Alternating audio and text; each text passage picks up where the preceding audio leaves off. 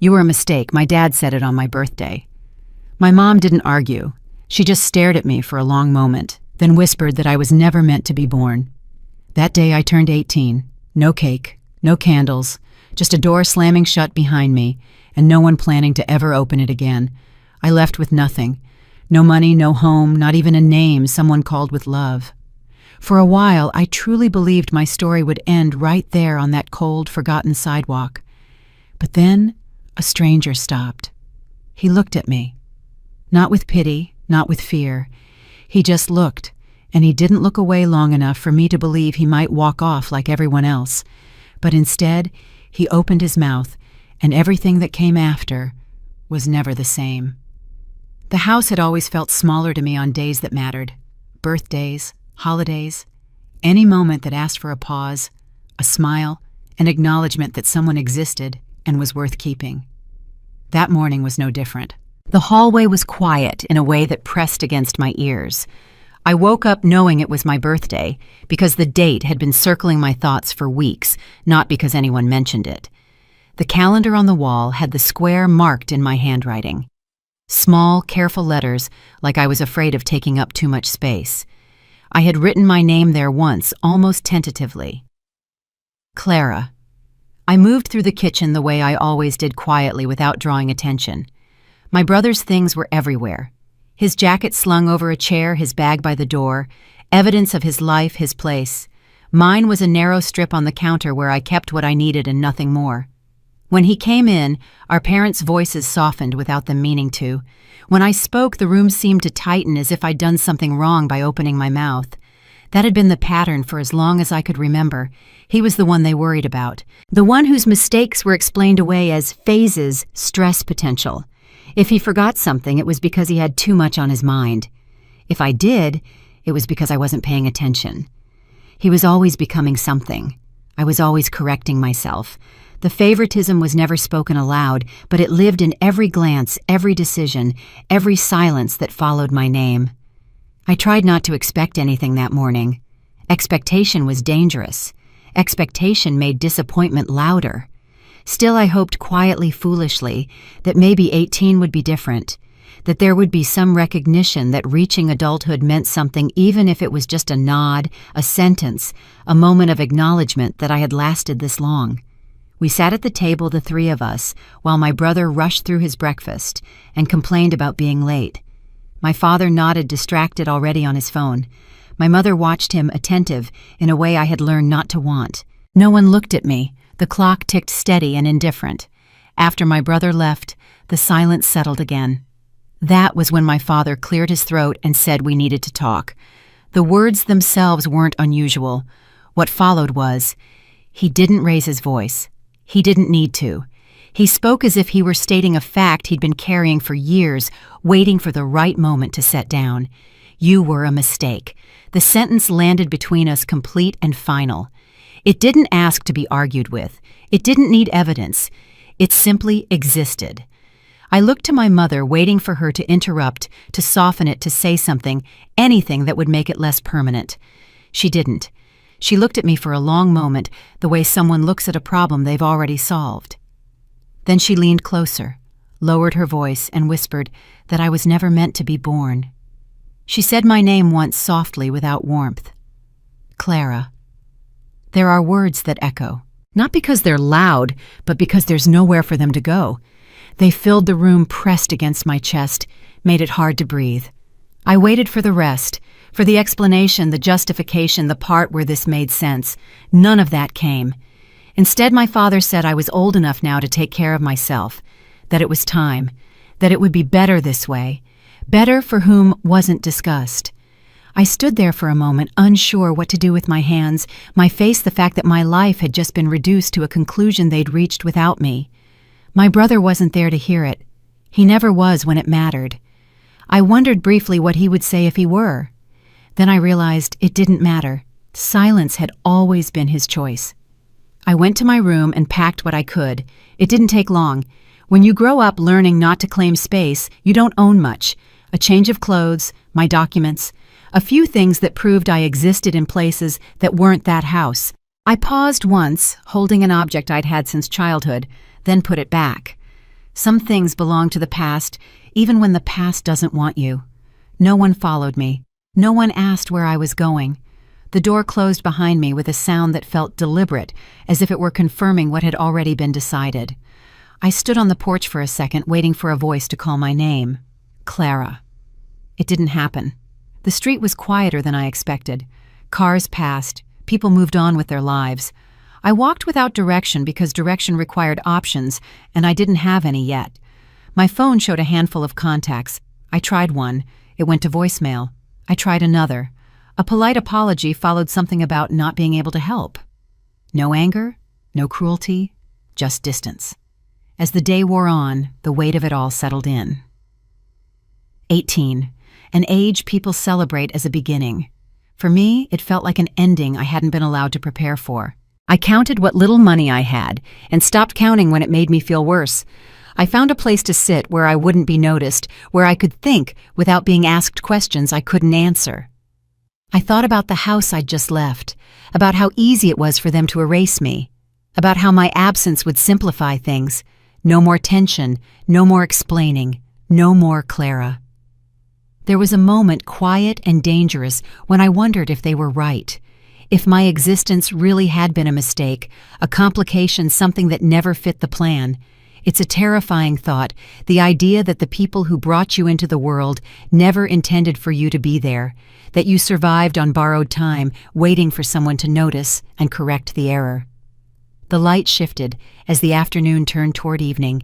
The air grew colder. I hugged my jacket closer, trying to stay present, trying not to disappear into the thoughts that wanted to pull me under. I told myself I just needed to get through the night, that tomorrow I could figure something out, that survival didn't have to be elegant, it just had to be enough. The first few blocks passed in a blur of familiar streets that suddenly felt foreign, every house a reminder that people were inside eating dinner, arguing, laughing, existing in ways that didn't include me. I reached into my pocket and felt the thin outline of my phone, heavier than it should have been because of what it represented. The last fragile thread connecting me to people who knew my name. I stopped walking long enough to scroll through my contacts, hesitating before tapping the first one. The call rang until it stopped on its own. I didn't leave a message. I told myself they were busy. I told myself that didn't mean anything yet. I tried another number, someone I had once helped with homework, someone who had called me reliable, which had sounded like praise at the time. This time they answered. Their voice was polite, concerned, in a distant way, the kind of concern that keeps its shoes on in case it needs to leave quickly. I explained just enough to make sense, not enough to sound desperate. There was a pause, then an apology that arrived fully formed, like it had been waiting behind their teeth. They said they wished they could help. They said it wasn't a good time. They said maybe someone else would be better. I thanked them before they could feel awkward and ended the call myself because it felt important not to be the one hung up on. I didn't call anyone else after that. 2 attempts were enough to teach me what the rest would look like. No one was cruel. No one slammed a door in my face. They simply didn't open them. There's a particular loneliness in that kind of rejection, the kind that leaves no villain to point to, only a series of reasonable choices that don't include you. By the time the sun dipped lower, the truth settled in with a dull weight. I had been abandoned by my family, and now I had nowhere to go at 18 years old, except forward into whatever came next. I found a bench near a stretch of buildings where people moved with purpose, where I could blend into the background and not be noticed for sitting too long. I checked my bag again as if something might have multiplied while I wasn't looking. A few dollars in loose bills, my ID, a handful of things that proved who I was but not where I belonged. No plan, no safety net. I tried to think practically because panic wastes energy, and energy felt like a resource I couldn't afford to lose. I needed somewhere to sleep that wouldn't draw attention, somewhere that didn't ask questions. I needed to decide whether dignity mattered more than warmth, whether being unseen was safer than being comfortable. The city has a way of offering choices that don't feel like choices at all. As evening approached, I watched people claim spaces without thinking about it, leaning against walls, sitting in cafes, unlocking doors. I weighed my options carefully, aware that the wrong one could make me vulnerable in ways I wasn't ready to face. I chose a spot that was visible enough to feel safe, but unimportant enough to be ignored, and I sat there folding myself inward, trying to take up as little space as possible. It occurred to me not for the first time that I had spent most of my life practicing this exact skill. The realization that followed was sharp and unwelcome, but impossible to ignore. Being abandoned didn't mean I was useless. It meant I hadn't been chosen. The distinction mattered more than I wanted it to. Useless things are thrown away because they have no function. Unchosen things are left behind because someone decided they didn't fit. The question that rose up inside me was quiet but relentless. If my own family didn't keep me, if the people who were supposed to hold the line had let go without hesitation, then how was I supposed to hold myself together? My brother's face drifted into my thoughts without warning, not as a source of anger, but as a point of comparison that refused to go away. He would be at home now, complaining about dinner, asking questions that would be answered, being watched in that careful way that said he mattered. He would have a place to sleep that night without having to think about it. I didn't envy him so much as I acknowledged the difference between us with a kind of cold clarity. I hadn't been pushed out because I had done something unforgivable. I had been pushed out because in the final calculation, I was expendable. The night deepened, and with it came a small, humiliating incident that drove the lesson home. I shifted my bag closer to my feet, only to realize a moment later that something was missing. I checked again more urgently this time, my fingers moving faster as unease crept in. My wallet was gone. I retraced my steps in my mind, trying to pinpoint when it might have slipped away, but the details blurred together. I stood up and looked around, scanning faces that had no reason to look back at me. No one met my eyes. No one seemed to notice. I approached a nearby security guard, explaining what had happened in a voice I worked hard to keep steady. He listened, nodding, then asked a few questions that made it clear there was nothing to be done. He wasn't unkind. He just didn't have time for problems that didn't belong to him. When he asked me to move along to find another place to sit, I felt a familiar heat rise in my chest, the sting of being treated like an inconvenience. I complied without arguing because arguing required leverage, and I had none. As I walked away, a thought surfaced that was both painful and clarifying. I had spent years asking for permission to exist, lowering my voice, shrinking my needs, hoping that being agreeable would earn me a place. It hadn't worked. Silence had kept me safe in my parents' house for a while, but it hadn't kept me there. Silence had followed me out the door and onto the street, and it was becoming clear that it wasn't going to save me now either. I found another place to sit as the sky darkened fully, my body tired in a way that went beyond physical exhaustion. The city grew quieter, but not kinder. I wrapped my arms around myself, less for warmth than for the reassurance of pressure, of something holding me together. A decision formed slowly, not as a dramatic vow, but as a simple refusal. If no one was going to hold me, then I would have to do it myself. Not perfectly, not heroically, just enough to make it through the night. I realized then how accustomed I was to disappearing, to making myself small, so others could remain comfortable. It had been my role in the family, the one who didn't make demands, the one who absorbed blame quietly. That habit had followed me here into the dark, where it offered no protection at all. The understanding didn't fix anything, but it shifted something inside me, a tiny adjustment that felt like the beginning of resistance. That was when I became aware of someone watching me. Not staring, not intruding, just observing from a distance that felt deliberate. I didn't look right away. I had learned that acknowledging attention could invite the wrong kind of interaction. But the awareness persisted steady and unsettling until I finally lifted my gaze. The figure was indistinct in the low light, standing far enough away to be ambiguous, close enough to be intentional. He didn't step closer right away, and that was the first thing that made me uneasy, because most people who stop either rush in to perform kindness or hurry past to avoid it, and he did neither. He stood where he was far enough that I could leave if I wanted to, close enough that leaving would feel like a decision instead of an escape, and the silence between us stretched until it felt intentional, like something he was testing rather than a pause he didn't know how to fill. I didn't know what he was looking for or what he saw when he looked at me.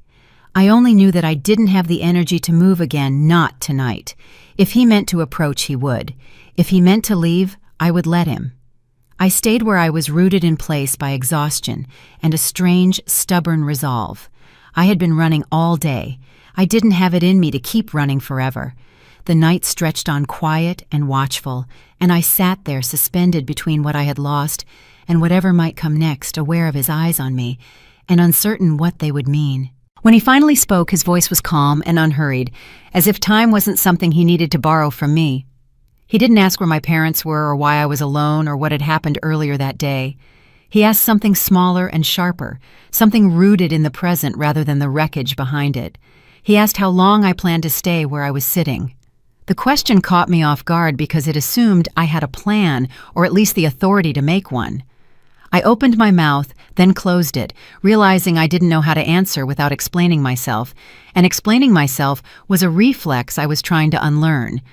I told him I didn't know. The words felt insufficient, but they were honest.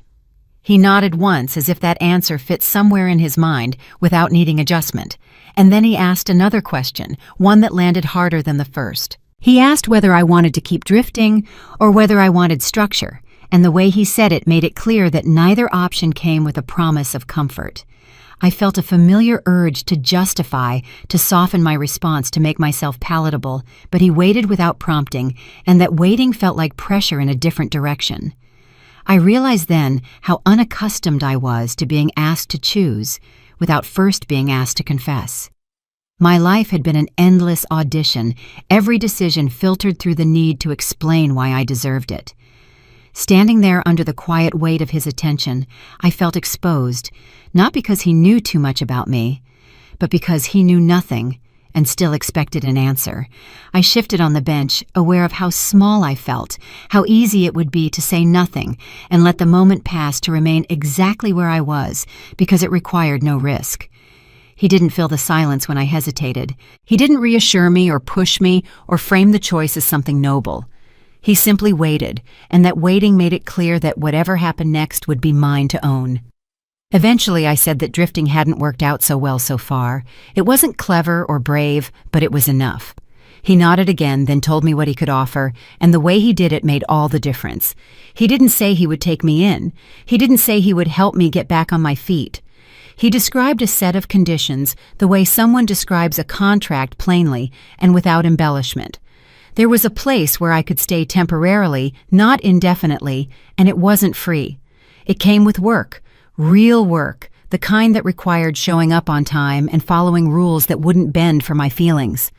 There were expectations and boundaries, and there was no guarantee of what would happen after. He made it clear that I was an adult that I could refuse, that nothing about the arrangement required gratitude or loyalty beyond what was agreed upon. I listened carefully, my mind catching on certain phrases and holding on to them. Temporary, conditions, no promises. He wasn't offering a future, he was offering a framework. The honesty of it unsettled me more than false kindness ever had. I asked him what kind of work, and he answered without hesitation, outlining tasks that sounded simple, until I imagined myself doing them under scrutiny.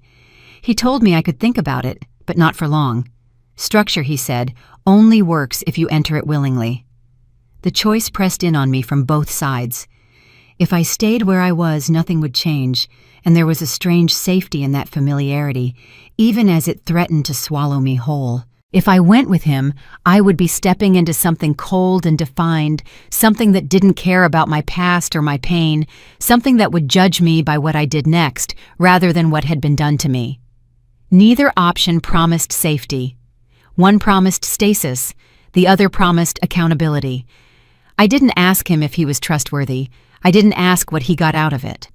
I understood instinctively that those questions would shift the responsibility back onto him, and something in me resisted that. I was tired of waiting to be chosen, tired of placing my survival in other people's hands and calling it hope. I stood up slowly, feeling the stiffness in my legs, and told him I would go. The words felt strange in my mouth, heavy with consequence. He accepted them without ceremony, as if this was the expected outcome of a conversation conducted honestly. As we walked, I noticed the way he kept a measured distance, not leading, and not following too closely, And I wondered if that was intentional too. The streets looked different from this angle, less like obstacles and more like passages, and I focused on keeping pace, on staying present. My thoughts flickered toward the possibility of regret, toward the fear of being foolish, but underneath it all was a steadier realization that surprised me with its clarity. I was choosing this. Whatever happened next would not be an extension of someone else's decision to discard me. The place we arrived at was unremarkable in a way that felt deliberate. There were no welcoming gestures, no attempt to soften the edges. He showed me where things were, explained the rules without commentary, and pointed out what would be expected of me starting the next day. The neutrality of the space pressed against me, stripping away any lingering fantasies I might have harbored about rescue or transformation. This was not a home. It was a proving ground. As he spoke, I found myself cataloging his words with a precision I hadn't used in a long time, noting where flexibility ended and responsibility began. There was relief in that clarity, even as it terrified me. I had spent years navigating shifting expectations, trying to anticipate moods and manage outcomes. Here the lines were drawn plainly, and crossing them would have consequences that were spelled out in advance. I didn't know if I could succeed, but I knew what failure would look like, and that knowledge steadied me in an unexpected way. Later, when I was alone with my thoughts, the weight of what I had done settled in. I thought about trust, about how reflexively I withheld it, not just from others, but from myself. I had learned early that trusting the wrong person could cost you everything, but I was beginning to see that trusting no one at all carried its own kind of erasure. The fear wasn't that he might deceive me. The fear was that I might freeze, that I might become so cautious that I never moved again. I reminded myself of the terms. I was an adult. I had chosen to stay. There were conditions, clear ones, and no hidden debts I could sense beneath them. If this ended badly, it would end because I had stepped forward and misjudged, not because I had been pushed. That distinction mattered more than I could articulate, anchoring me in a sense of agency that felt fragile but real. The first task he set for me was simple in description and difficult in execution. It required making a decision without seeking approval, required acting on incomplete information, and accepting the outcome without defense. My instinct was to ask for guidance, to defer, but something in his expression told me that doing so would miss the point entirely. I took a breath and made the call myself, aware of how my hands shook as I did it, aware of how exposed I felt without the shield of compliance. The result wasn't perfect. There were small errors, moments where I second-guessed too late or moved too quickly, but I didn't retreat. When it was over, I waited for the familiar rush of shame, the urge to apologize preemptively, but it didn't come. Instead, there was a quiet, unfamiliar sensation that settled in my chest, something like relief tempered by resolve. For the first time, my value hadn't been measured by how much I endured, but by whether I stepped forward at all. That night, as I lay awake in a space that felt neither safe nor hostile, I examined that feeling carefully. I thought about how often I had mistaken endurance for worth, how suffering had become my currency in a household that never planned to invest in me. Here, suffering bought nothing. Action did. Choice did. Even failure, if it came, would be accounted for honestly. When he spoke to me again before leaving, his words were brief and unsentimental. He didn't tell me I would be fine. He didn't offer reassurance dressed up as wisdom. He told me that staying meant standing upright, that there would be no room for collapse disguised as humility. The simplicity of it struck me harder than any speech could have. There was no romance in what he offered, no guarantee of belonging, only the possibility of not being erased if I refused to erase myself. As the door closed behind him, not with finality, but with expectation, I understood that another door had closed as well, one that led back to the version of myself who waited to be told whether she was allowed to remain. I sat there in the quiet, aware of the work ahead and the risks I had accepted, and for the first time since my birthday, the ground beneath me felt solid enough to stand on, not because it was kind, but because it was real. The first morning began without ceremony, without anyone asking whether I had slept or eaten or needed time to adjust, and that absence landed harder than any cruelty because it stripped away the last illusion that I had been brought somewhere to be cared for. I woke to the sound of movement already underway. Doors opening and closing, phones vibrating softly on desks, voices already discussing timelines that didn't include me. My body felt stiff, in a way that told me I hadn't rested properly, but there was no signal that this mattered. I was given a schedule, a desk in the corner of an open floor, and a list of tasks routed through a shared system, all delivered in the same neutral tone one might use for equipment rather than people. The investment fund operated on precision, and I learned quickly that my name appeared on the task board the way a label does. Accurate, impersonal, sufficient only to indicate where responsibility would land. No one asked about my past. No one hinted at curiosity. No one made space for hesitation. I wasn't pushed aside, but I wasn't buffered either, and I realized quickly that here being allowed to stay did not mean being protected. The environment operated on its own internal logic, one that didn't bend for personal history or unspoken wounds. Processes were already in motion before I touched them.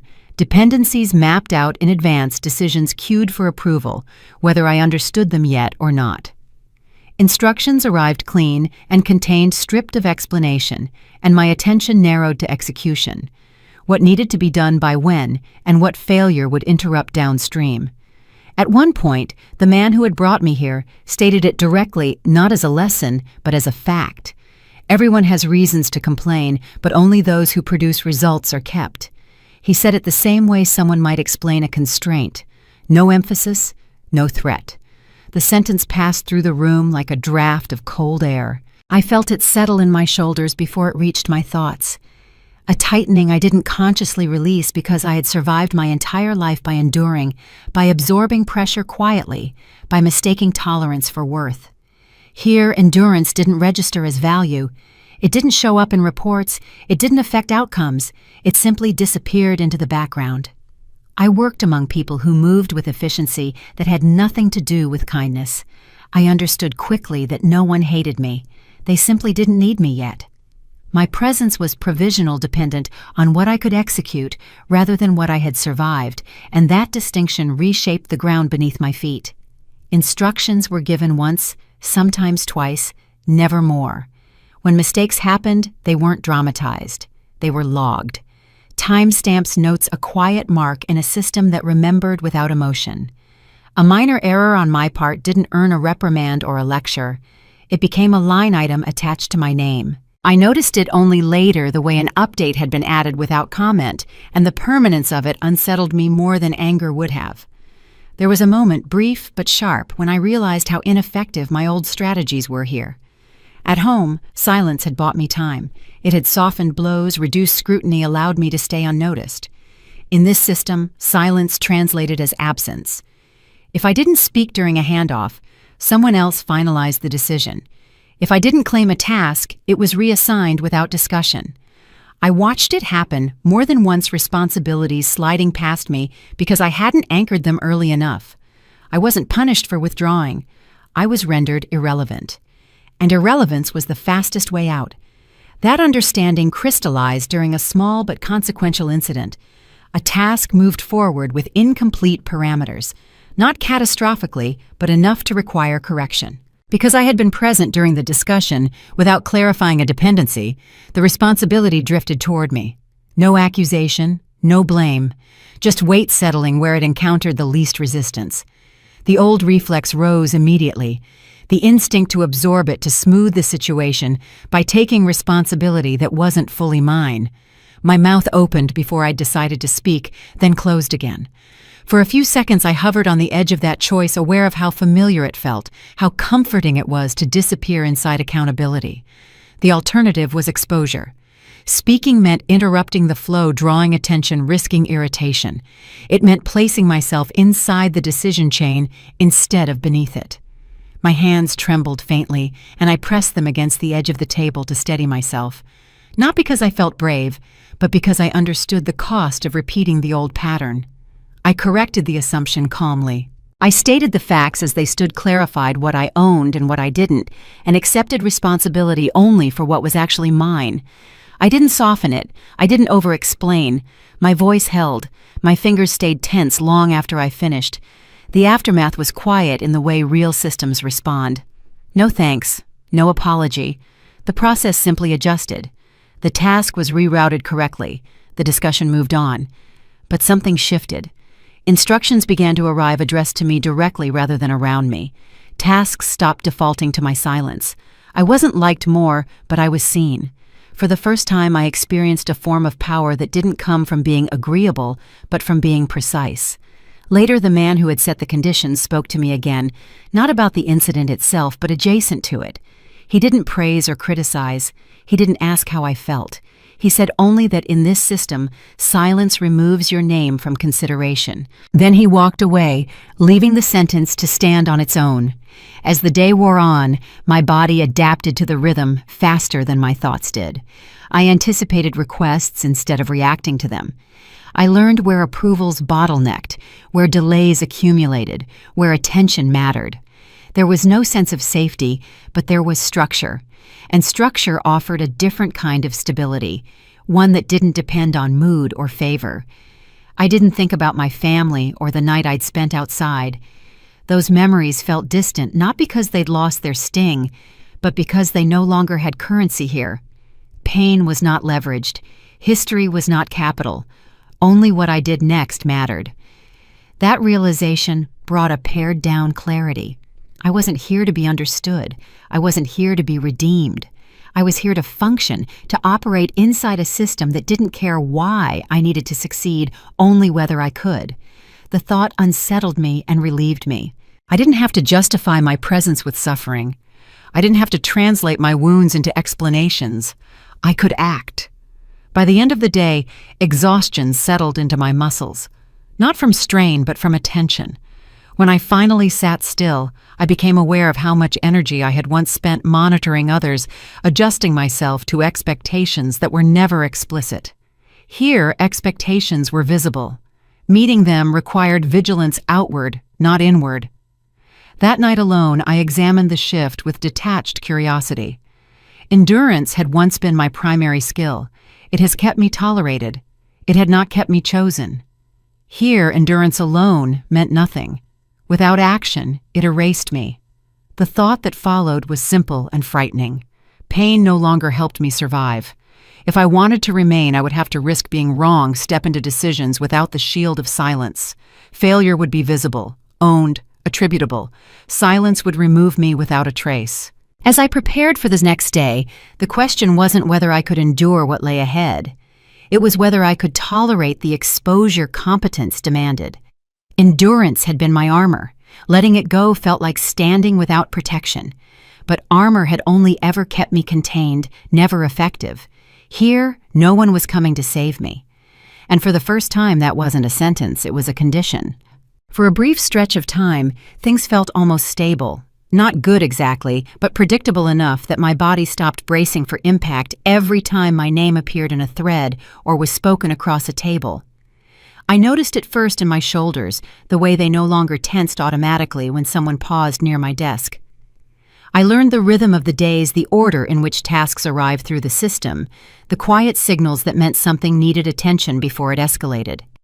I wasn't praised, but I wasn't corrected often either, and that absence of correction began to feel like progress.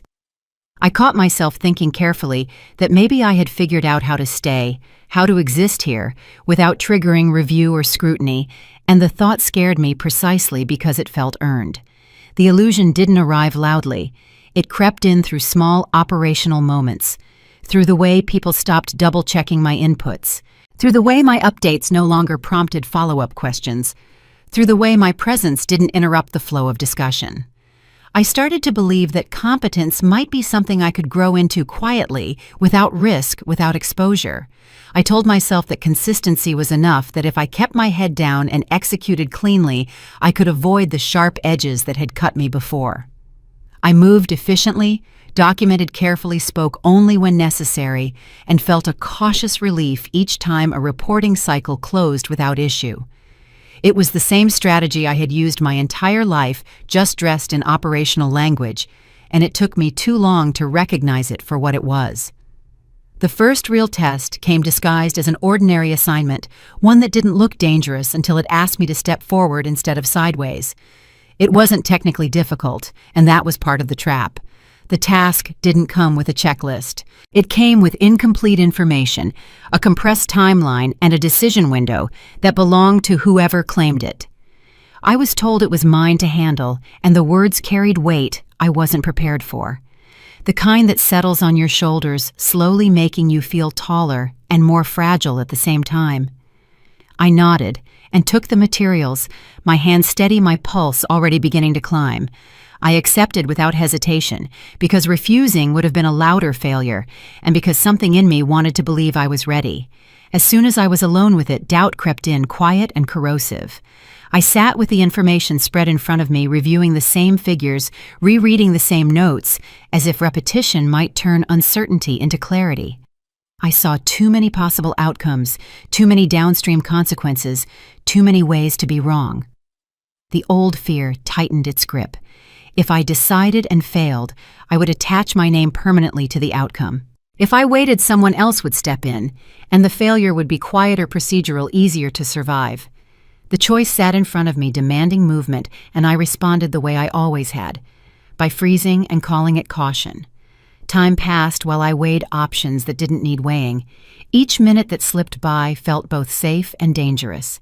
I checked details that didn't change the decision, adjusted variables that weren't decisive, told myself I was being thorough. I told myself I was mitigating risk.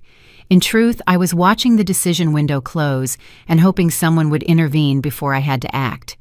When clarity finally arrived, it came too late. The handoff had already happened. The decision had been made upstream. The consequences unfolded without drama. Efficient, documented, irreversible. I watched as someone else stepped in to stabilize what I had failed to secure. No one raised their voice. No one accused me outright. The correction was clean and procedural, and that was what made it sting. Responsibility wasn't revoked loudly. It was simply redistributed. I felt the shift immediately, the way ownership moved away from me and settled elsewhere, and the loss landed with a dull finality. This wasn't a punishment. It was an adjustment. And adjustments like this were rarely reversed without reason. The weight of it pressed in slowly, giving me time to understand exactly what I had done. I hadn't failed because I lacked ability.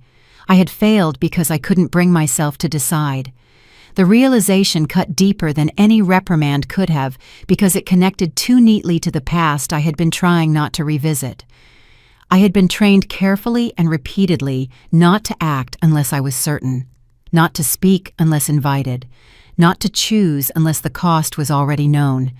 Mistakes had never been treated as learning. They had been treated as evidence. The thoughts surfaced with painful clarity. I wasn't afraid of failure. I was afraid of being proven a mistake. The difference mattered. Failure was an event. Being a mistake was a verdict, one that lingered long after the moment had passed. I had learned to avoid that verdict by avoiding risk altogether, by staying in the narrow space where nothing could be attributed to me. Here, that space didn't exist, and my old instincts had betrayed me at the first real opportunity. When the man who oversaw the structure called me aside, I braced myself automatically, my jaw tightening before he even spoke. The consequences didn't come in the form I expected. He didn't scold me or soften the moment with reassurance. He asked one question, direct and unadorned, and waited. He asked why I hadn't decided. The simplicity of it stripped away every defense I might have used. There was no room to talk about pressure or ambiguity without sounding like an excuse, and for the first time, I didn't want to sound excusable. I wanted to be accurate. I told him the truth as plainly as I could manage. I said I was afraid of being wrong. The words felt small in the air between us, inadequate, but closer to the center than anything else I could have offered. He didn't respond right away. He didn't reinterpret my answer into something more flattering. He let it stand, then nodded once as if he had heard exactly what he needed to hear. The conversation ended without resolution, without comfort, leaving me alone with the consequences of my own hesitation. In the quiet that followed, something shifted inside me. Not with relief, but with recognition. For the first time, I saw my patterns without the haze of self-justification. I saw how often I had confused survival with safety, how often I had delayed action until the window closed and called it prudence. I didn't tell myself a story about growth or resilience. I didn't frame the failure as a lesson with neat edges. I simply accepted it as mine. No one else had forced my silence. No one else had delayed my hand. If I was going to stay here, I would have to own that truth without turning it into a weapon against myself. Later, I was given a choice that felt deceptively simple. I could step back into work that didn't require judgment, reduce my exposure, preserve what little ground I had gained. Or I could remain where I was, accept the risk that came with deciding, and learn how to fail without disappearing. The offer wasn't encouragement. It was structural. I surprised myself by not asking for time. I didn't negotiate. I said I would stay. The decision didn't feel brave. It felt necessary, like choosing to stand when sitting would mean not standing up again. I didn't promise improvement. I accepted the terms as they were because anything less would have been another way of hiding. That night, the familiar urge to spiral into self-criticism rose and fell without finding purchase. I didn't excuse myself, but I didn't condemn myself either. I thought about how many years I had spent avoiding mistakes by avoiding choice, and how that strategy had narrowed my life until it could be taken away in a single adjustment. Here, the cost of avoiding mistakes was visible and immediate, and that clarity gave me something I hadn't had before. A reason to change that didn't depend on being forgiven. Fear wasn't the enemy, inaction was. The shift was subtle enough that I almost missed it, which was exactly how it was meant to be. Nothing signals exclusion more efficiently than politeness. Conversations didn't stop when I entered the room. They simply ended a second earlier, voices lowering, as if the conclusion had already been scheduled. Decisions didn't arrive for discussion. They arrived, finalized, smoothed by alignment that had happened without me. No one mentioned the earlier misstep. No one revisited it aloud. The silence carried more weight than criticism ever could, because it implied resolution without my participation. I wasn't being punished. I was being assessed. And the assessment was happening without me present. I noticed it first in logistics long before it registered emotionally. Meetings appeared on my calendar after they had already taken place. Documents reached me once assumptions were locked and ranges narrowed. My role shifted quietly from shaping inputs to executing outputs. Tasks came with tighter parameters and fewer decision points. Everything was efficient, reasonable, and defensible. From the outside, it looked like optimization. From where I stood, it felt like being eased out of the frame. No one attacked me. No one blamed me. I was simply no longer central, and the system didn't owe me an explanation for that. The person who embodied the shift wasn't cruel or careless. They were competent and methodical, the kind of operator who kept processes stable by minimizing exposure. When they spoke, attention aligned instinctively. Pens paused. No one interrupted. They never mentioned my name directly, never attached emotion to the situation. In one review meeting, they asked a question that sounded entirely reasonable: whether it was prudent to assign additional decision authority to someone who had recently hesitated under pressure. The question lingered. No one contradicted it. No one looked at me. It didn't accuse me of incompetence. It framed me as a variable, one that introduced uncertainty into a system designed to reduce it. That was the moment I understood what was happening. I wasn't being edged out because I lacked skill. I was being edged out because I represented risk. Systems like this don't dislike risk. They manage it. And I had just been flagged as something that required containment. The logic was sound, which made it difficult to challenge. There was no injustice to appeal to, no bias to confront directly. The evaluation that followed was orderly. Performance data was referenced. Timelines were reviewed. My earlier hesitation was acknowledged without exaggeration or mitigation. The proposed solution was framed as an adjustment rather than a demotion. A reduction in scope, a shift toward work with clearer guardrails, a position where my presence would stabilize execution rather than complicate decisions. No one said I would be removed. No one needed to. As the discussion unfolded, an old reflex stirred in me, the instinct to explain, to contextualize, to translate intention into reassurance. I could feel the sentences lining up, ready to justify why hesitation shouldn't define me, why given time I would prove myself reliable. My mouth opened once, then closed. The urge to speak wasn't driven by strategy. It was driven by habit. I had spent years believing that if I explained myself clearly enough, I could earn patience. Sitting there watching the recalibration finalize without my input, I realized how little patience explanations actually buy. The thought settled quietly and stayed. Every time I had been pushed aside before, it wasn't because I was the worst option. It was because I was the easiest one to remove. I wasn't protected by seniority or buffered by reputation. My absence didn't disrupt the system. The realization didn't trigger anger or self-pity. It clarified the terrain. If I wanted to remain, I would have to change the calculation, not the narrative. So when the moment came for me to respond, I did something that surprised even me. I didn't argue the assessment. I didn't defend my past performance. I didn't ask to be kept. Instead, I slid a single page forward and proposed something specific. I outlined a responsibility that hadn't yet been formally assigned, one that carried measurable risk and required sustained ownership. I stated what I would deliver, how success would be evaluated, and what failure would mean in concrete operational terms. I didn't appeal to potential. I didn't mention effort. I spoke only to outcomes. The room remained neutral. A few people exchanged looks, calculating rather than hostile. The proposal wasn't dismissed, but it wasn't embraced either.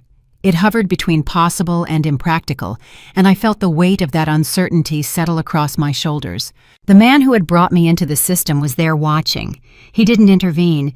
His silence wasn't indifference. It was examination. Responses came unevenly.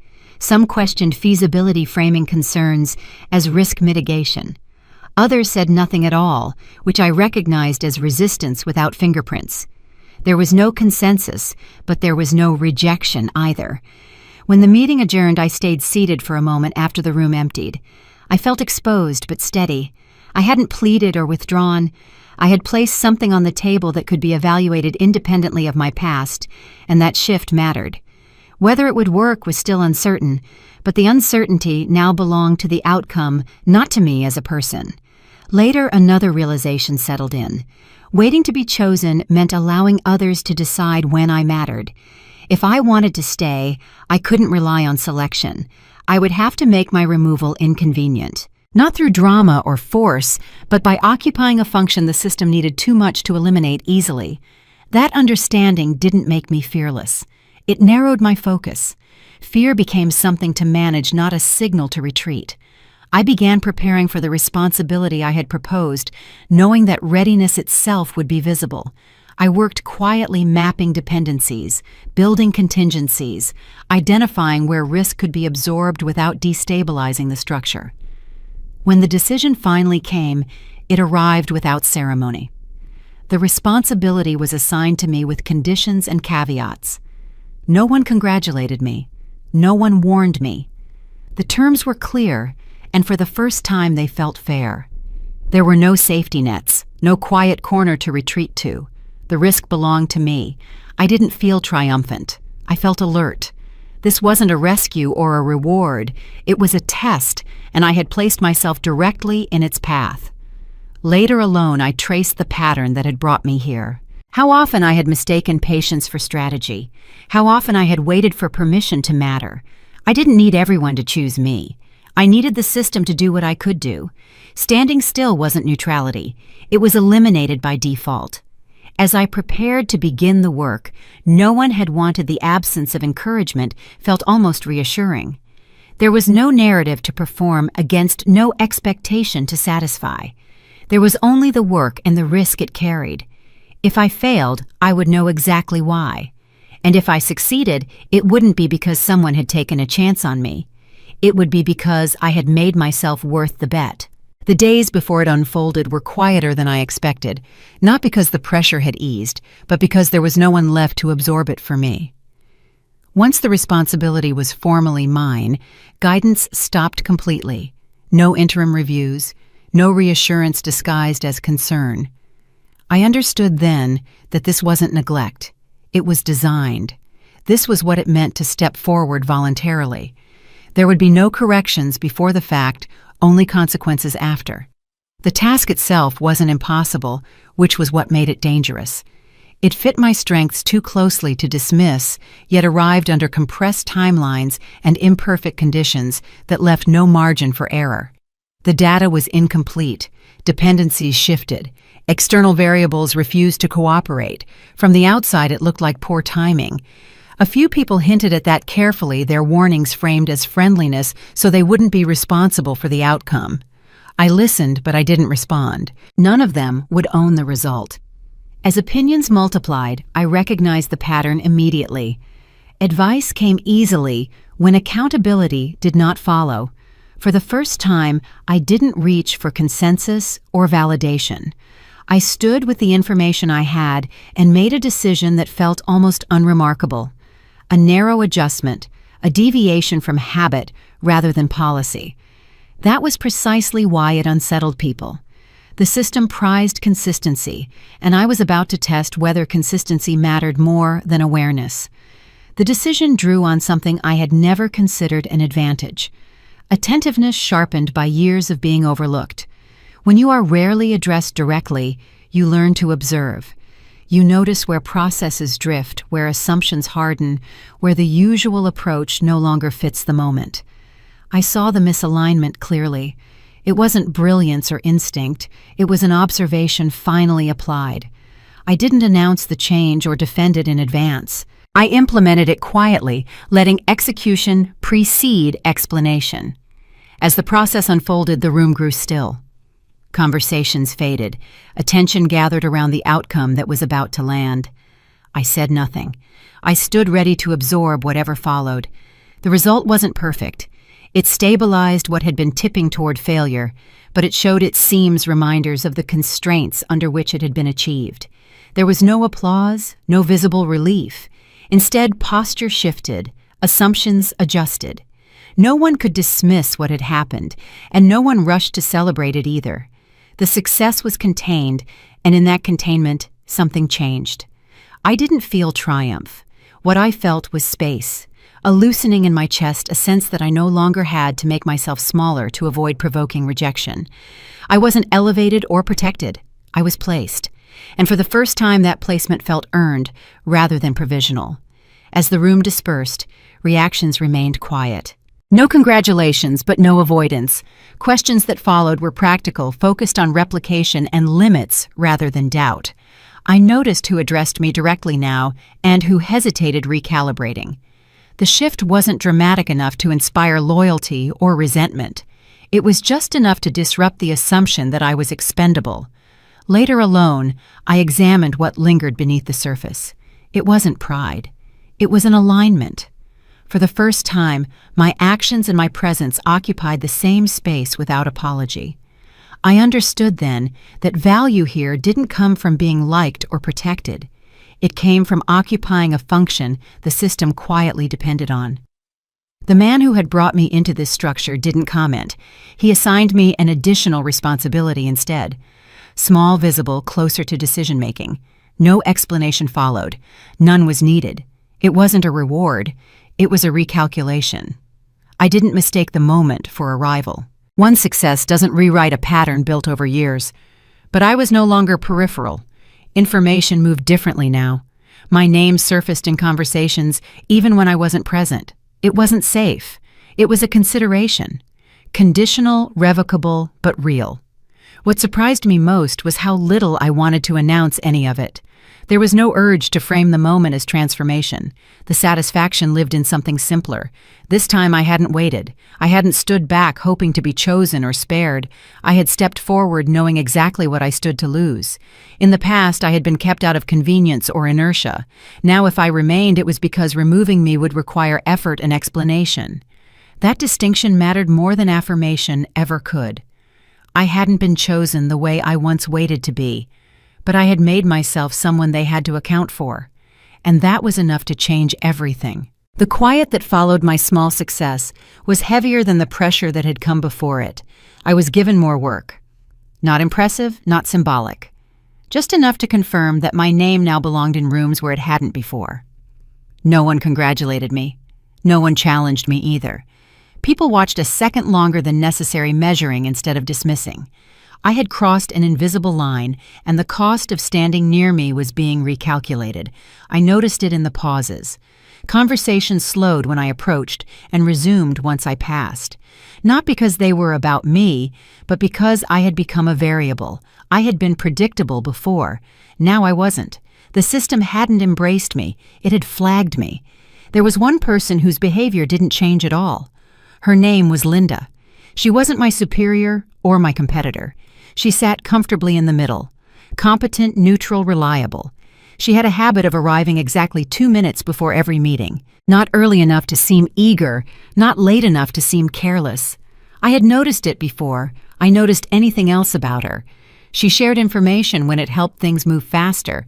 She answered questions without condescension. She never made me feel like my presence required justification.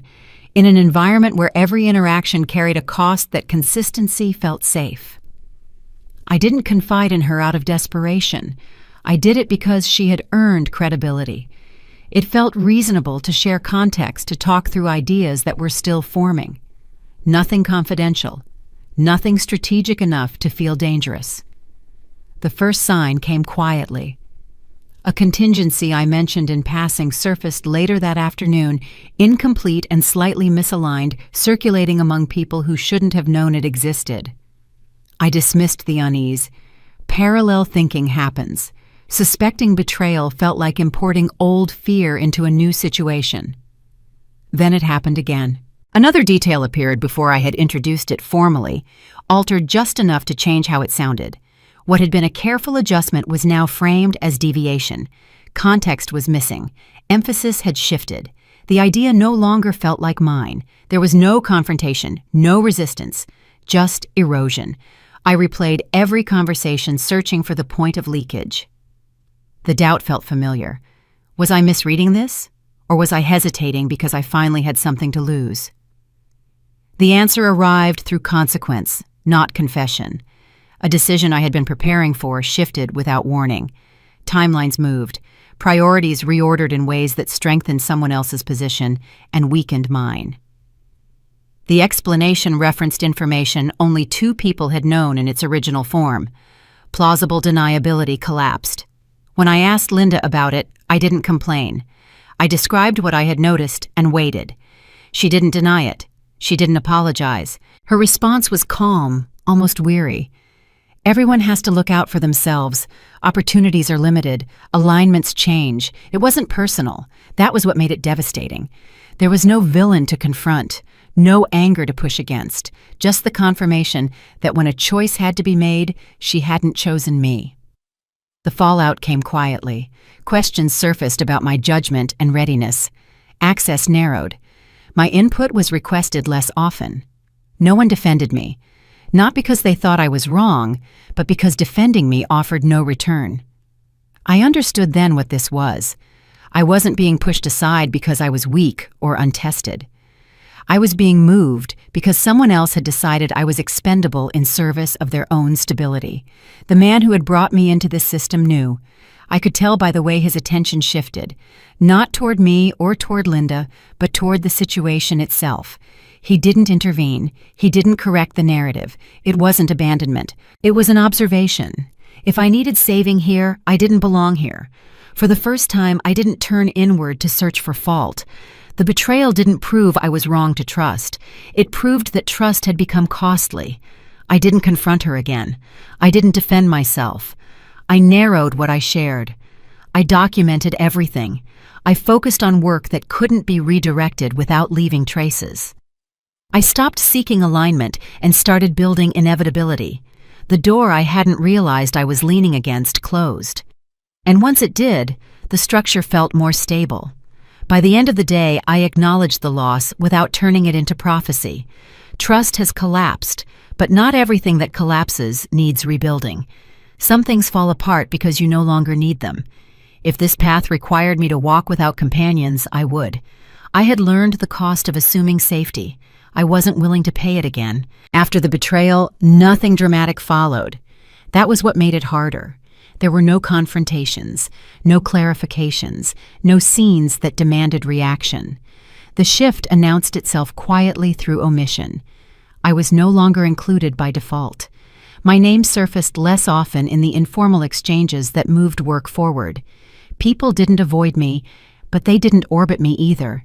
The space I occupied felt thinner, provisional, in a way I recognized too well. The familiarity of that sensation unsettled me more than the betrayal itself. I had lived in that quiet margin before, present, tolerated, never anchored. I worked carefully not out of ambition or fear, but because precision was the only thing that kept me from drifting. Each completed task felt like both proof of competence and evidence of how easily competence could disappear without acknowledgement. What frightened me most was how natural the withdrawal felt.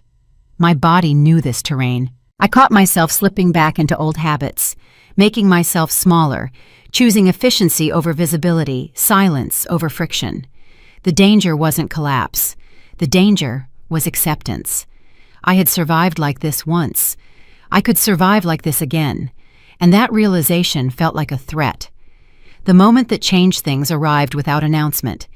During a meeting where I expected nothing but procedural noise, someone took the empty seat beside me. Not deliberately, not ceremoniously. He didn't look at me or signal intent. He simply sat down and continued the discussion, as if my isolation hadn't existed at all. His name was Jonathan. He was older than me, methodical in the way he spoke, the kind of person who measured words the way others measured time. He had a habit of tapping his pen twice against his notebook before writing anything down, as if confirming to himself that the thought was worth keeping. I didn't look at him right away. I kept my focus on the table, on my notes, on anything that would keep me from misreading the gesture. Proximity doesn't always mean alignment. I had learned that lesson too many times. Still, the fact remained. Someone had chosen to stand near me when they didn't have to. The choice altered the room in a way that lingered long after the meeting ended. I didn't thank him. I didn't follow up. I didn't want to turn a single act into a transaction or an obligation. Trust once fractured doesn't reassemble quickly, but the room felt different afterward. Not warmer, just less empty. The confirmation came later without conversation. A decision circulated that required visible ownership. Names attached, positions declared. When I saw my name listed, not appended or qualified but placed deliberately, my first reaction was disbelief. No one had asked whether I was comfortable with the exposure. No one had warned me. It had simply been done openly in a way that made reversal awkward. Jonathan had placed his credibility next to mine without asking for anything in return. The response wasn't emotional. It was physical. A brief tightening beneath my ribs, as if my body needed time to register the sensation of being held in place by someone else's choice. I stayed still, focused on the weight of the chair beneath me, letting the moment pass without ceremony. Others noticed. The shift registered in glances that paused in objections that didn't quite form. The narrative around me adjusted subtly but decisively. I was no longer an easy variable to remove. Linda, who had undermined me, avoided my gaze entirely, her presence shrinking in a way that required no comment. There was no satisfaction in it. The balance had simply changed. What struck me most was how clean the support felt. There were no expectations attached, no invitations to explain myself.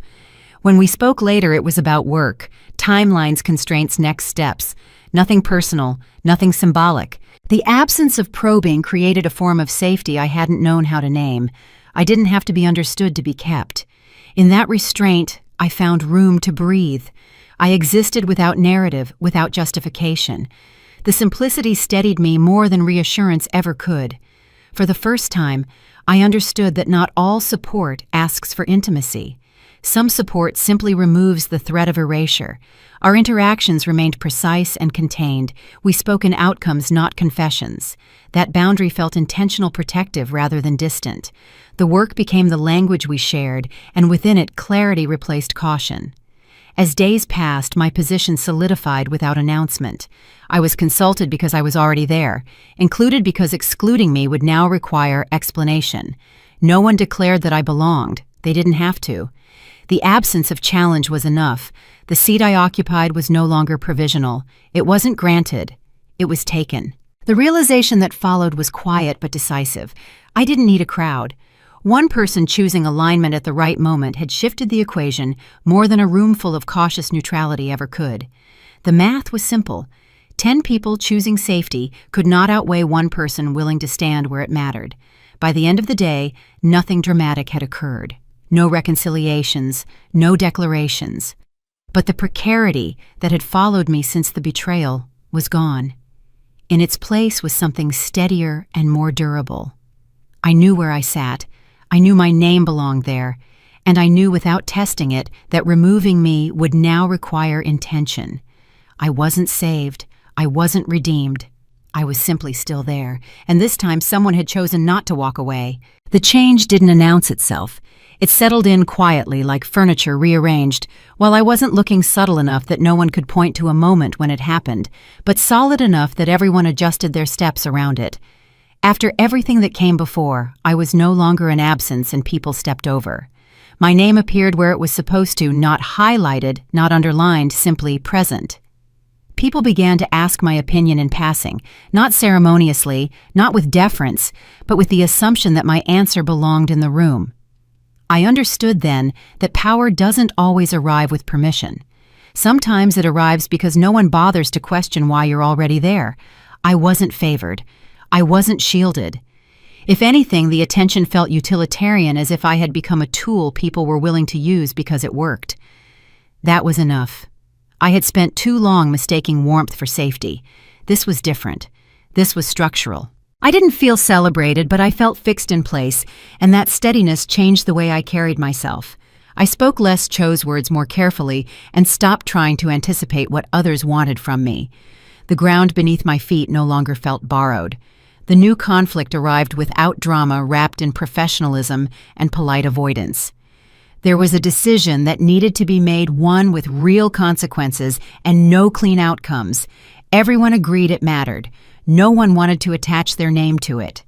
The conversation circled the issue with practiced skill, passing responsibility back and forth without ever setting it down. Risk hung in the air, acknowledged but untouched. I watched people who had once spoken with confidence now lean back into caution, protecting reputations that had grown comfortable. Linda remained conspicuously neutral. She spoke just enough to appear engaged, careful, never to stand too close to the problem. Her distance was strategic, a way of preserving the image of reliability without earning it. It was familiar behavior, the kind I had learned to recognize after years of watching others choose safety over substance. What surprised me wasn't her avoidance, but how little it affected me now. I wasn't waiting for her approval or her misstep. I was watching the space she left open. I realized in that moment that the hesitation around the table wasn't about uncertainty. It was about fear of consequence. Everyone wanted the outcome without the exposure, the success without the signature. That gap, the space between need and willingness, was where opportunity lived. I felt it settle into me, not as excitement, but as clarity. If I stepped forward, there would be no applause and no guarantee of support. If I didn't, I would confirm what some still suspected, that I belonged only when conditions were gentle. I didn't ask for permission. I didn't frame my choice as courage or necessity. I simply stated it. I said I would put my name on it. The words didn't echo. They didn't need to. The room adjusted again, this time more noticeably. No one objected. No one rushed to offer help. A few faces registered surprise, others relief. Responsibility had found a host, and that alone was enough to change the temperature. What mattered wasn't that I volunteered. It was that I did so without explanation. From that point on, the work moved differently. I didn't overhaul systems or make grand gestures. I made small adjustments that shifted emphasis and reordered priorities, changes subtle enough to appear procedural but sharp enough to alter outcomes. I followed the rules precisely, which made it impossible to challenge my decisions without challenging the structure itself. Some people lost advantages. They had relied on benefits that had never been guaranteed but had long gone unquestioned. Nothing was taken from them directly. It simply stopped flowing their way. The effect was immediate and unsettling. Conversations quieted when I entered the room, not out of fear but recalibration. People watched more closely, weighed their words, adjusted their strategies. Linda found herself excluded from discussions she had previously dominated. Meetings moved forward without her input, not as punishment, but as efficiency. There was no announcement of demotion, no confrontation to point to, just a series of omissions that spoke louder than any accusation could have. What struck me most was the silence. No one declared success. No one openly resisted. The absence of reaction was the reaction. Systems have a way of revealing loyalty through inertia, and when momentum shifts, those who depended on it are left standing still. I didn't need to watch anyone fall to feel the balance change. I could sense it in the way decisions finalized without debate, in the way my name carried weight without requiring defense. For the first time, I understood that revenge doesn't require confrontation.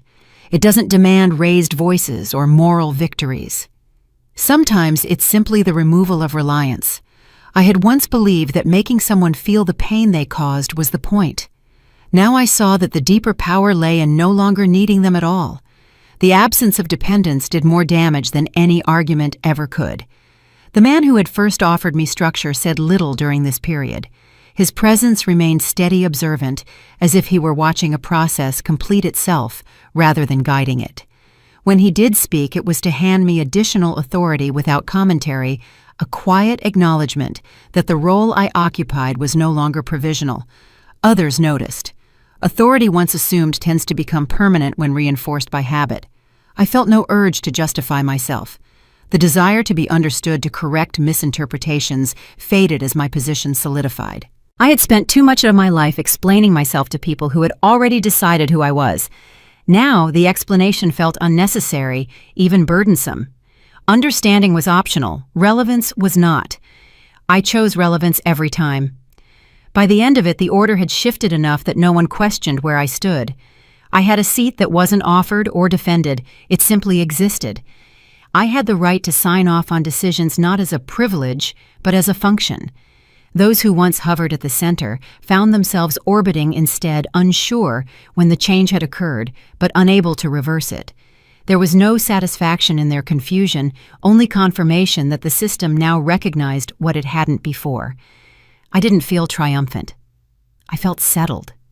The chaos that once defined my place in the world had given way to something quieter and more resilient. I wasn't temporary. I wasn't a placeholder.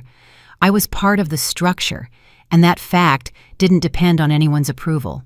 The order had been established not by force or argument, but by presence and persistence, and for the first time I knew it would hold. Power. Once it settles into your hands, doesn't feel the way people imagine it will. There was no surge of triumph when I realized how much authority I now carried, no rush of vindication waiting to be spent. It felt quiet, almost ordinary, like discovering that a door you'd pushed against for years was no longer locked. I could sign when signatures were needed. My voice changed the direction of discussions without effort. Decisions moved forward with my name attached not as decoration, but as weight. The chaos that once surrounded me had faded into something stable and unremarkable, and inside that stability, I felt calm rather than satisfied. The calm surprised me. I had expected some hunger to linger, some need to make the past answer for itself. Instead, what I felt was distance. The need to prove anything had thinned out, replaced by a clarity I hadn't known before. I was no longer fighting for space. I occupied it. That distinction altered everything about how I moved through my days, how I listened, how I chose when to speak, and when to remain silent. The opportunity came disguised as routine. A document crossed my desk, one among many its implications, clear the moment I read it. With a single signature, a brief endorsement, I could influence an outcome that would ripple through the structure quietly but decisively. The action would be lawful, defensible, even applauded by some. No one would question my right to do it. In fact, a few might have expected it. The person most affected by the decision was Linda, whose choices had once narrowed my own path, who had calculated her way past me without apology. I didn't react immediately. I set the document aside and finished what I was doing, aware of the way the moment hovered at the edge of my attention. The choice didn't frighten me. It intrigued me not because of what it would do to her, but because of what it asked of me. This was the moment people like to point to when they talk about justice, about balance being restored. It would have been easy to frame the action as inevitable, even righteous. The system would absorb it without resistance. What stopped me wasn't compassion or restraint imposed from the outside. It was a question I couldn't avoid asking myself. If I did this, who would I be afterward? Not in theory, not in public perception, but in the quiet continuity of my own life. I had waited so long to stop being at the mercy of other people's decisions. I had imagined this kind of leverage more times than I could count. Now that it was real, it didn't feel like the culmination of anything. It felt like a fork in the road. Memories surfaced uninvited, not in sharp flashes, but as a steady background hum. Being dismissed, being labeled, being reduced to an inconvenience that could be moved aside without consequence. I recognized the familiar temptation to reverse roles, to let power answer pain in the only language it seemed to understand. The realization that I could make her feel smaller was intoxicating in its simplicity. Power offered me that option freely. It did not demand justification, but it also didn't demand that I take it. I met with Linda briefly, not because I owed her anything, but because clarity matters when choices carry weight. The conversation was efficient, stripped of drama. She spoke carefully, referencing pressures and constraints, framing past decisions as necessities rather than betrayals. There was no apology worth naming, just an explanation shaped to sound reasonable. I listened without interruption. I didn't argue or correct the record. I didn't recount the cost of her choices. Silence in that moment felt like the only response that didn't invite her to rewrite the story around herself. When she finished, she waited, perhaps expecting a reaction, perhaps bracing for consequence. I gave her none. I stood, thanked her for her time, and left the conversation exactly where it was. The absence of confrontation unsettled her more than anger would have. I could see it in the way her composure tightened in the questions she didn't ask. I had taken something from her without touching her at all, the ability to position herself at the center of the narrative. Alone again, I returned to the document. The decision was still available, unchanged by our meeting. I considered the ease with which I could sign and move on the efficiency of letting the system interpret my intent however it wanted. But something had shifted.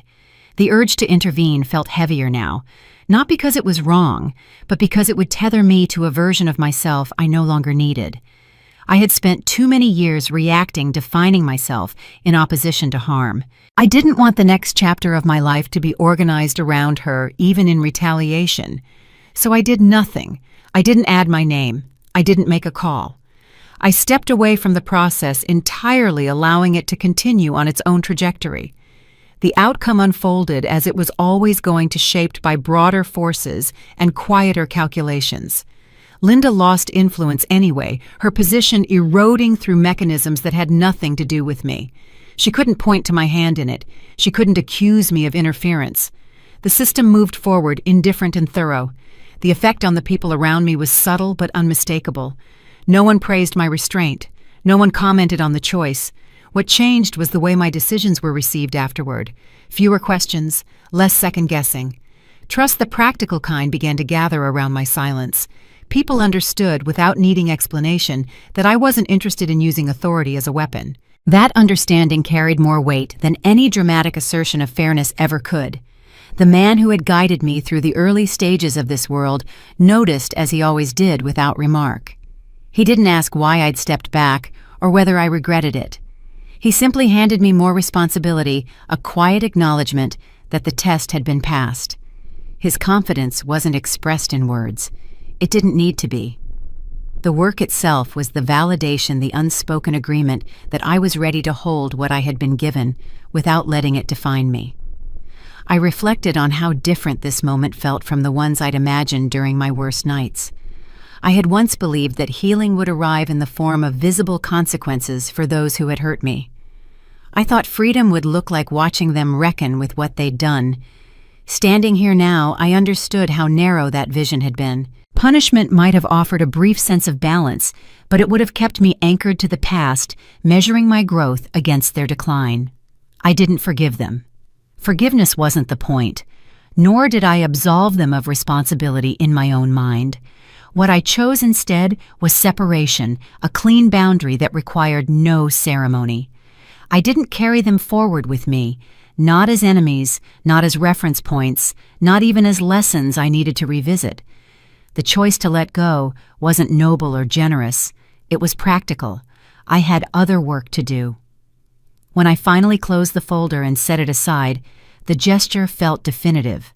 Not because it ended anything dramatic, but because it marked the last moment I allowed their choices to influence mine. I didn't forgive. I didn't forget. I just didn't bring them with me.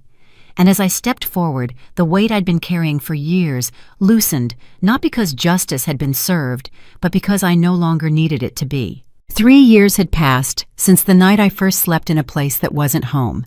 The work had changed. My title had changed. The rooms I entered now required invitations that weren't easily given. The life I live has a rhythm that no longer startles me. Mornings arrive without urgency. I wake, dress, pour coffee, check the day ahead without scanning for exits or preparing for impact.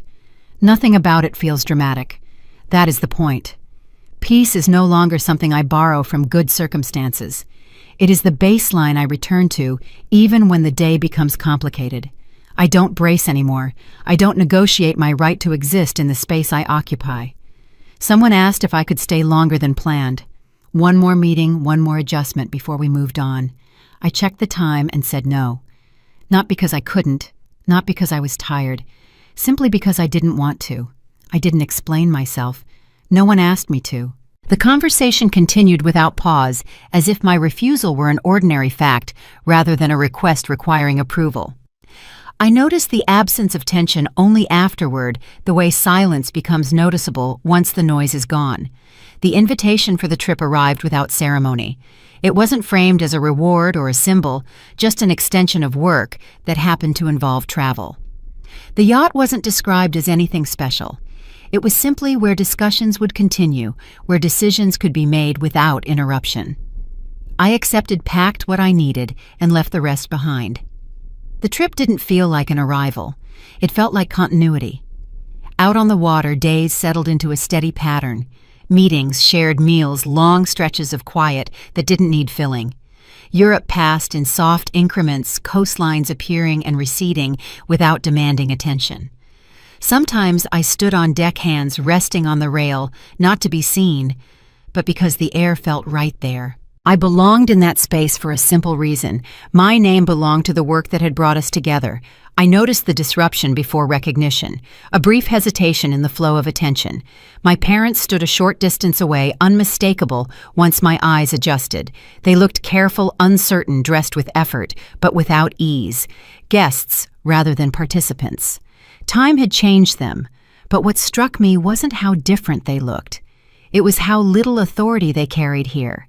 My brother wasn't with them. I noticed that before I noticed anything else. Whether he had chosen not to come or hadn't been told, I couldn't say. It didn't matter. His absence was its own kind of answer. The same silence he had always chosen. There was no rush of adrenaline, no surge of anger. Recognition arrived quietly like a fact that didn't require reaction. I didn't turn away or prepare for confrontation. I watched as they scanned the room, searching for something familiar to anchor themselves. When their eyes met mine, confusion came first, then disbelief tightening into something like panic. They knew me. I could see it in the way they tried to place me inside a hierarchy that no longer existed. They approached hesitantly, unsure of their right to close the distance. I stayed where I was, not frozen, steady. When they said my name, it sounded tentative, stripped of authority. They reached for small talk that didn't fit comments about the setting that only emphasized how out of place they were. The imbalance was unmistakable. For the first time, they were the ones searching for ground. I didn't remind them of what they had said years ago. I didn't recount the night the door closed behind me or the months that followed. None of it needed rehearsal. When the pause came, when expectation hovered between us, I said only what was necessary. I told them I was doing well, evenly, without edge or performance. The words weren't a defense or a challenge. They were simply true. There was nothing for them to argue with, no opening to reclaim relevance. They waited as if expecting more. An accusation, a demand, a plea. I gave them none. My calm unsettled them more than anger ever could have. It made clear without cruelty that the center of gravity had shifted and they were no longer part of it. I excused myself before the conversation could stretch into something else. The choice was deliberate. I didn't linger for explanations or reactions. I turned and walked back into the life that had continued without interruption. The movement felt final, not dramatic, just decided. I didn't look back. Around us, the world went on. Conversations resumed. Laughter rose and fell. The yacht moved steadily forward. No one stopped to watch. No one speculated. My parents stood where they were briefly unmoored, their discomfort unnoticed by anyone else. There was no audience for it. They were simply no longer central. Later alone, the weight of the encounter settled softly. I didn't feel triumphant or vindicated. What I felt was space. The wound that had shaped so much of my life loosened, not because it had been addressed, but because it no longer directed my movement. I didn't need to prove that I deserved to exist. I had lived. That was enough. The word mistake surfaced briefly the way it once echoed like a verdict. It felt smaller now, clearly tied to their fear rather than my reality. I didn't need to rewrite the past. I simply stopped carrying it forward. Family, I understood, isn't guaranteed by blood or proximity. It's defined by presence. Who stays when staying costs something? The people who had stood beside me without demanding explanation were the ones who mattered now. The rest belonged to a chapter that had already closed. As the evening wound down, I returned to work to conversations that required no context or apology. My name carried weight here, built from consistency rather than inheritance. The story hadn't ended in confrontation. It had ended by continuing. I am no longer the person they rejected. I don't need their understanding to move forward. I don't need their regret to feel complete. When the night ended, I checked my phone, once silenced a message from a number I recognized but didn't intend to answer, and slipped it back into my bag. I joined the next conversation already in progress and picked up the work where it had paused. Nothing needed explanation. For me, nothing unusual had happened. If you've ever been labeled something meant to limit, you know this. Survival is not the end of the story. Living well is. And sometimes living well looks very small. Choosing where you stand, choosing when you leave, choosing not to respond. If you're still here, still choosing to continue, leave a sign of it, not for me, for yourself, as proof that you no longer need permission to exist.